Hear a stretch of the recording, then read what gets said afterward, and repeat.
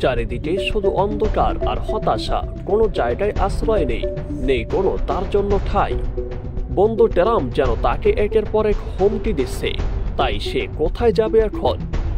মন শান্ত করার জন্য যার কাছে গিয়েছিল তিনি, সে সান্ত্বনার বদলে দিয়েছে হতাশা। তাই তো এখন হতাশার কালো ছায়া ঘিরে রেখেছে মোদির অন্তর। নরেন্দ্র মোদী হয়তো ভাবতে পারেনি বাংলাদেশ এমন অবস্থায় পৌঁছে যাবে। ভেবেছিল প্রতিবেশী রাষ্ট্র বাংলাদেশ তাহাকে ছাড়া চলতেও পারবে না, কিন্তু তাহার সামনে বাংলাদেশ যে এক বড় ধাক্কা হিসাবে পরিণত হবে তা সরকার পরিবর্তনের আগেও বুঝতে পারেনি ভারত সরকার, নরেন্দ্র মোদী। বাংলাদেশ আঘাত করেছে মোদির পয়েন্টে পয়েন্টে, জয়েন্টে জয়েন্টে। তাই তো মোদী এখন পুরোই হতাশায়।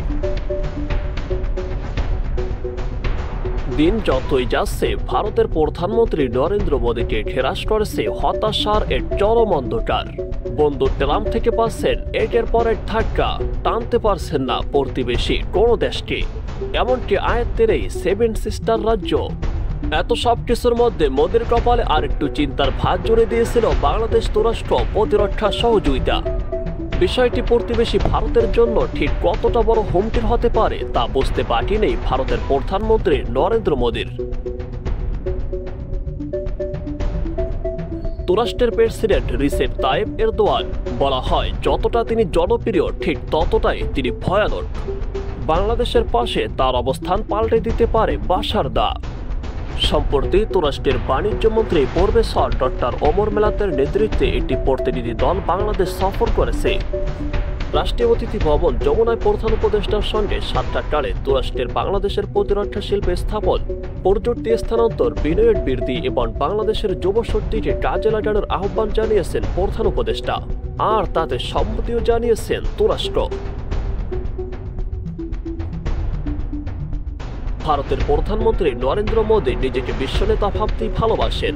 তিনি ব্রিটিশদের প্রসাদ দিয়েছেন, বিশাল সম্বর্ধনা পেয়েছেন আমেরিকায়। এমনকি রাশিয়ার প্রেসিডেন্ট ভ্লাদিমির পুতিন তাহাকে বন্ধুর মতো আলিঙ্গন করেছেন। কিন্তু তাহার নিজের প্রতিবেশী দেশ যেমন বাংলাদেশ, পাকিস্তান, নেপাল, শ্রীলঙ্কা কেউই তাকে চাইছে না। এই তিক্ত সত্য মোদীর মনের ভিতর কাঁটার মতো দিচ্ছে প্রতিনিয়ত।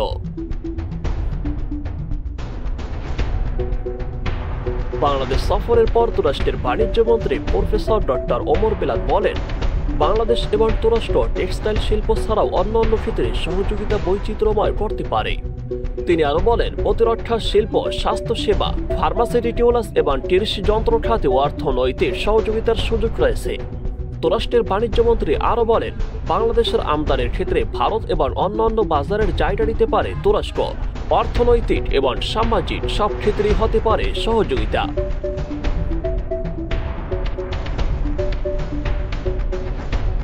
তিনি আরো বলেন, বাংলাদেশ এবং তুরস্কের বিশ্ববিদ্যালয়গুলোর মধ্যে ও পারস্পরিক সহযোগিতার সুযোগ রয়েছে। বাংলাদেশের প্রতি তুরস্কের এমন আগ্রহ অনেকটা চোখে মুখে অন্ধকার দেখাচ্ছে প্রতিবেশী ভারতকে। বাংলাদেশের শেখ হাসিনা সরকারের পতন ভারতীয় পররাষ্ট্রনীতির জন্য ছিল এক বড় ধাক্কা। দক্ষিণ এশিয়ার দেশগুলোর উপর দীর্ঘকাল ধরে যে রাজনৈতিক আধিপত্য ভারত গড়ে তুলেছিল তা বাংলাদেশ সরকার পরিবর্তনের মধ্য দিয়ে একেবারেই ভেঙে পড়েছে। দিল্লি হয়তো পরিকল্পনাও করেনি তাদের সামনের ভবিষ্যৎ যে এমন অন্ধকার হবে।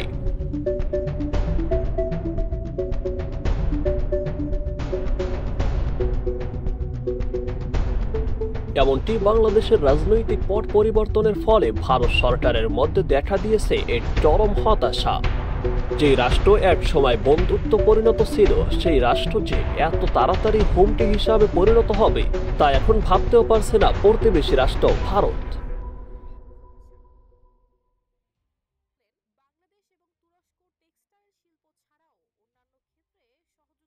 প্রতিরক্ষা শিল্প, স্বাস্থ্যসেবা, ফার্মাসিউটিক্যালস এবং কৃষি যন্ত্র খাতে